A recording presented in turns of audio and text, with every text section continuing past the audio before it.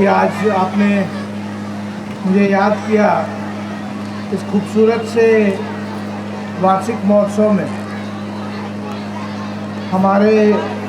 मैं आभार व्यक्त करना चाहूँगा नीलम देवी जी का भी, ब्रजेश पाठक जी,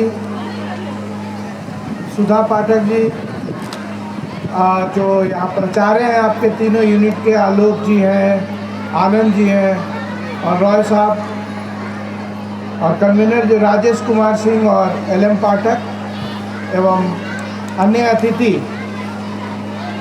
जो आज के वार्षिक महोत्सव में मेरे साथ जुड़े हैं, नामधारी जी एवं अन्य बंधु,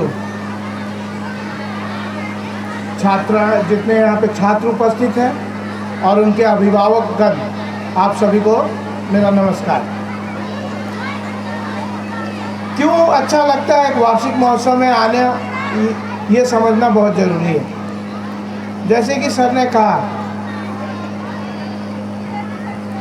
27 वर्षों से मैं इस शिक्षा के क्षेत्र में हूँ और मैंने एक ऐसा विषय चुना है, और जब इसे चुना था उस समय इसके बारे में कम से कम मेरे झारखंड में उतनी अवेयरनेस नहीं थी, जागरूकता नहीं था। लोग एक ही दो विषयों के बारे में बात किया करते थे, इंजीनियरिंग की डिग्री और डॉक्टरी की डिग्री, और उस समय इतना दबाव भी नहीं था कंपटीशन का। मैंने ही अपने कितने क्लासमेट्स को पढ़ाया और इंजीनियर बनाया, पर मुझे शौक था कुछ नया करने का। मैं वो नहीं करता हूँ जो दुनिया भेड़ चाल में करती है, कुछ अलग करना था। उस समय मास कम्युनिकेशन की भी इतनी जागरूकता नहीं थी। पहले बार एक्सपीरियंस से लोग पत्रकार बना करते थे, पर आज की डेट में मास कम्युनिकेशन विषय, होटल मैनेजमेंट विषय, एनिमेशन का विषय है, AI है, इन सब की जागरूकता बढ़ रही है और बच्चों में उत्सुकता जाग रही है नया कुछ एक्सप्लोर करने का। और मैंने अपने अंदर भी अपने उस बच्चे को कभी मरने नहीं दिया। उम्र बढ़ा पर मेरे अंदर की जो एनर्जी थी वो वही रहा जो आज से 25 साल पहले रहा हो। Big clap, thank you. तो ये क्यों अच्छा लगता है वार्षिक महोत्सव में, मैं बता रहा था कि जिस तरह से मैंने अपना जीवन जिया है बच्चों के साथ, बच्चों के बीच, मैं शिक्षक से ज़्यादा अपने बच्चों से जुड़ा हूँ। तो जब आता हूँ एक वार्षिक महोत्सव तो मुझे वो देखने को मिलता है कि जो रांची 90s में जिसने मुझे खड़ा किया था, यहाँ का एजुकेशन सिस्टम ने, आज वो कितना तरक्की किया है। क्योंकि एक स्कूल का वार्षिक महोत्सव उसके पूरे वर्ष का रिपोर्ट कार्ड होता है। एक दिन में ये इस तरह का आयोजन सफल नहीं हो सकता। और वो देखने को मिलता है कि क्या अपने बच्चों में किस तरह का आप संस्कार, संस्कृति की जागरूकता, अपने आसपास के प्रति रिस्पेक्ट रखना, आभार व्यक्त करना,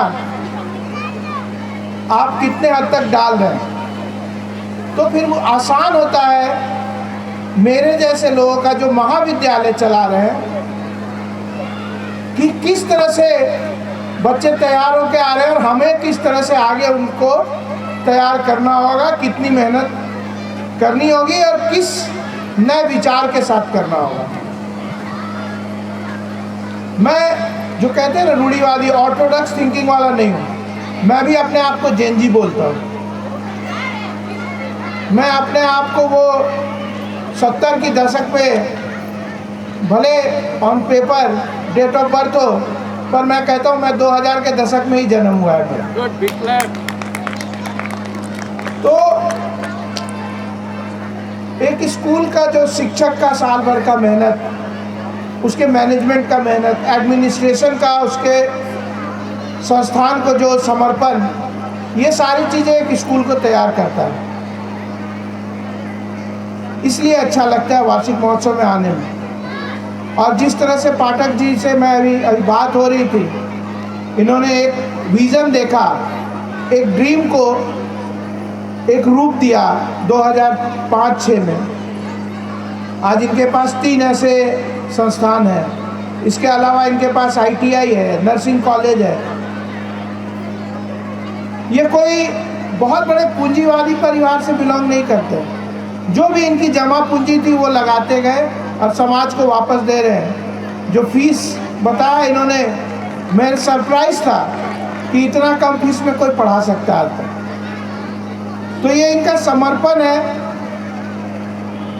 इनके साथ जुड़े परिवार के लोगों का समर्पण है। इनको सहयोग दे रहे शिक्षक और हमारे एडमिन के बंधुओं का सहयोग है, और अभिभावकों का इनके प्रति ट्रस्ट है, जो आज ये कम कर पा रहे हैं। तो मैं इसलिए छात्रों से विनती करना चाहूँगा कि आज के ज़माने का जो कंपटीशन का युग है, उसको समझने के लिए आपके अंदर एक होलिस्टिक डेवलपमेंट जरूरी है, चौतरफा विकास। केवल वो किताब से रट कर पढ़कर आप कॉम्पिटिटिव एग्ज़ाम तो पास कर जाएंगे, पर दुनिया की असल ज़िंदगी की जो लहरें हैं, जो थपेड़े हैं, जो स्ट्रगल्स हैं, वो आप उसको पार नहीं कर पाएंगे। इसलिए केवल किताब नहीं, समाज को समझो। स्कूल के हर एक्टिविटी में, को करिकुलर एक्टिविटी में पार्टिसिपेट लीजिए। अभिभावकों से विनती है कि बच्चों पे दबाव मत डालिए कि तुम क्लास में फर्स्ट क्यों नहीं आया। बच्चा को जीने दीजिए। वो आज ही IAS ऑफिसर नहीं बन जाएगा, वो आज ही डॉक्टर नहीं बन जाएगा, वो आज ही इंजीनियर नहीं बन जाएगा, या वो आज ही मेरी तरह कोई एक सक्सेसफुल शिक्षाविद नहीं बन जाएगा।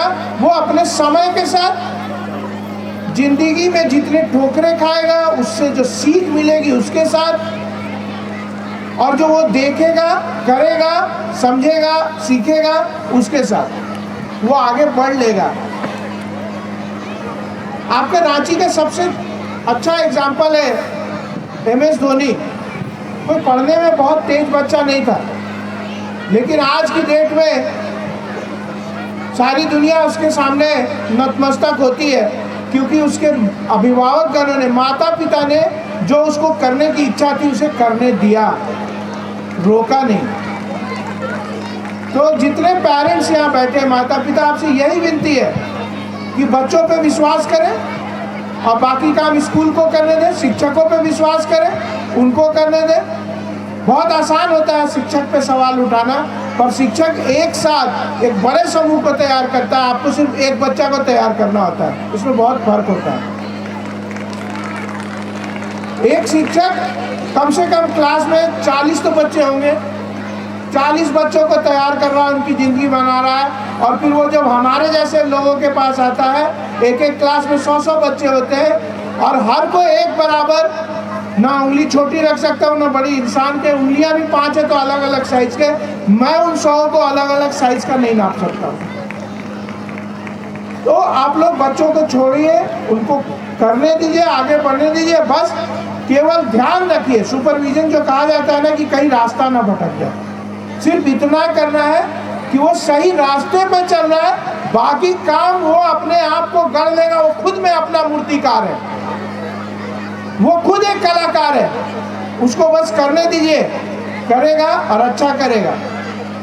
और स्कूल कोई भी छोटा या बड़ा नहीं होता है, माहौल होता है, उसमें लगी अपनी मेहनत होती है, और हमारा जो डेडिकेशन होता है, हम उसके प्रति कितना समर्पित हैं। हम लोग भी कोई बहुत बड़े नामी गिरामी स्कूलों से नहीं पढ़ाई की थी, और आज की डेट में समाज के का एक स्तंभ की गिनती में आते हैं। तो हमने खुद का हासिल किया, कोई गॉडफादर नहीं।